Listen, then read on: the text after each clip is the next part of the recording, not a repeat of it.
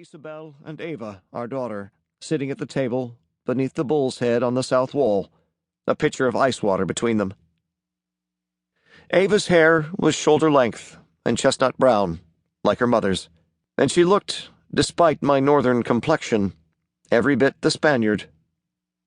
When she turned and saw me at the far end of the room, she got up and met me between tables, throwing herself into my arms. I gave her a spin and a hug.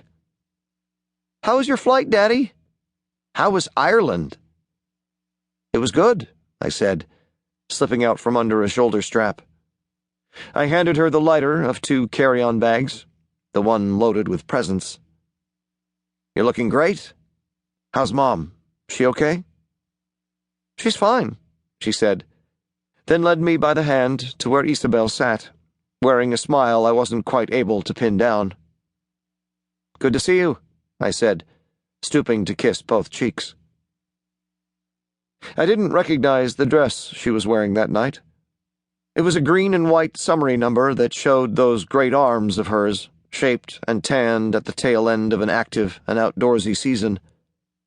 We'd been separated for more than a year now, and the fact that she had a man in her life was old news. Through a family friend named Jose, whom I'd known since my earliest days in Madrid, I'd heard more about him than I needed to know. For instance, that he was a constitutional lawyer in the Spanish Supreme Court and, at 42, the youngest justice in the history of the institution. He owned a house in Ibiza, as well as the flat in Paris I'd visited the previous Christmas. As far as I knew, he had no kids and lived the kind of life that stressed-out parents like to dream about. The waiter appeared, helped me with my seat, and left us with 3 leather-bound menus. Isabel was sitting directly across from me, Ava to my right. "Are you feeling okay?" Isabel said. "You look worried." "Just glad to be back," I told her. "No problem." We usually spoke Spanish when the 3 of us were together, but for some reason we spoke English that night. "You know Dad always looks tired anyway," Ava said, opening her menu. "It's all that thinking he does. Right, Dad?" "There you go," I said. "Nail on the head."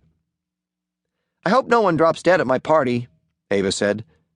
"The heat's killed 41 people in France this summer. Can you believe that?" "That's horrible," I said. "Mostly old people, I know. They were talking about it on the news this morning." "At least it's cooler up there in the mountains," I said.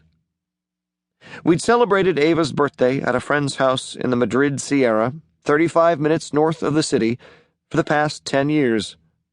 I'd flown into Dublin from Toronto that morning and spent the day putting out fires at the Bellerose Academy, one of the language schools I owned and operated, before hopping a shuttle over to Madrid for the occasion.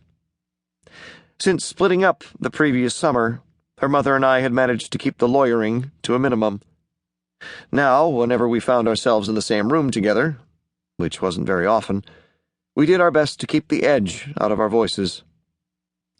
In calmer moments, we'd agreed that the success we'd have in raising our daughter would rise or fall in direct relation to the number of conflicting issues we chose to leave by the wayside. There just weren't enough hours in the day. Choose your battles. Wasn't that the best advice you could ever give or receive? By then, it wasn't a question of solving anything or determining who was in the wrong, as too often someone was, but managing to move forward with our dignity intact. "Grandpa's going to talk your ear off about his gardening. He's on this new thing. He's ordering papaya seeds from Brazil or something." "And you?" I said, leaning forward to kiss her forehead. "What's up with you? I'm sure you've got a doozy waiting for me." "Oh yeah," she said, her big brown eyes glowing. Ava liked to trot out riddles and tongue twisters and brain teasers as often as she could.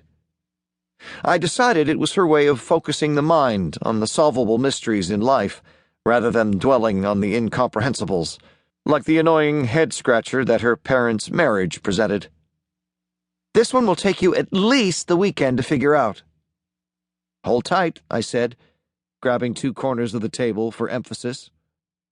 "Okay, here goes," she said.